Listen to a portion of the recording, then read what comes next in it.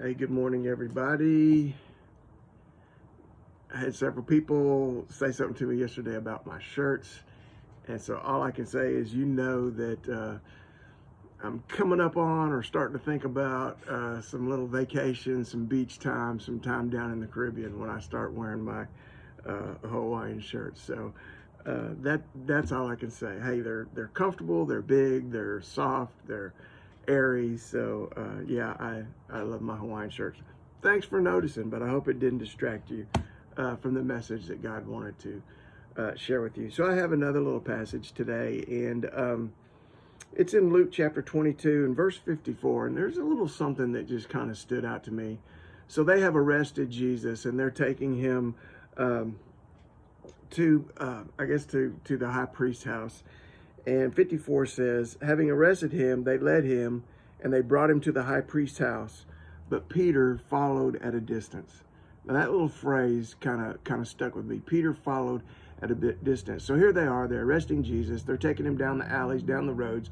They're going the way. They're taking him to the high priest's house. And Peter is following, but he's following at a distance.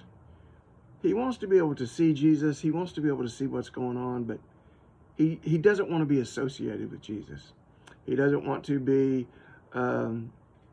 tagged as one of his followers. He doesn't want to be arrested, I guess, is the bottom line, and go to trial and suffer the same fate that Jesus suffered. The reason I thought about this is, I've been in ministry a long time. And I can tell you, I want to say most, but I'm not going to say most. I'm going to say many people that I meet, they just want to follow Jesus from a distance. They want to be able to see Jesus. They want to be able to know what's going on, but they don't want to get too involved. They don't want to be tagged as some sort of fanatic. They don't want to get too close. They don't want to be too loyal. They don't want to care too much. They want to make sure they keep religion in its place. They don't want to get carried away. They just want to be close enough to see. They just want to be close enough to, to acknowledge that he's real. But they don't really want to experience him on a real level. They're afraid. What might God ask them to do? Might he ask you to change your jobs? Might he call you into ministry?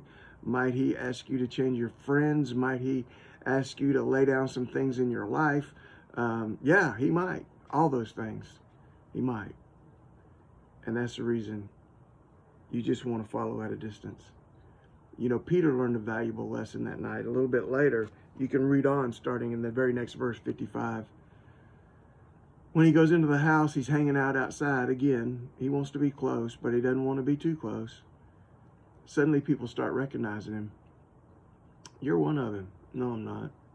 Yeah, you're one of his followers. No, I'm not. Yeah. You're Galilean, so you are obviously one of his followers.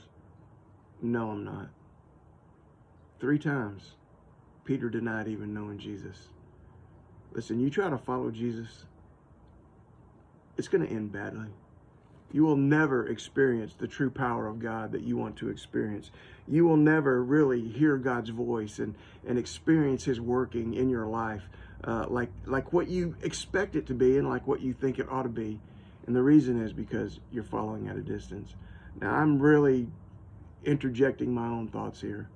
But I think at the end of the day, the scripture says that Peter went out and wept bitterly after the denial. I think at the end of the day, Peter would say, it would be better to have never followed Jesus at all than to try to follow him at a distance. Get close to God today. Talk to him all day, throughout the day. Continue earnestly in prayer, being vigilant in it with thanksgiving, Colossians says. Be close to his heart. Follow close. Be near to him. Get out there in faith today. God bless you.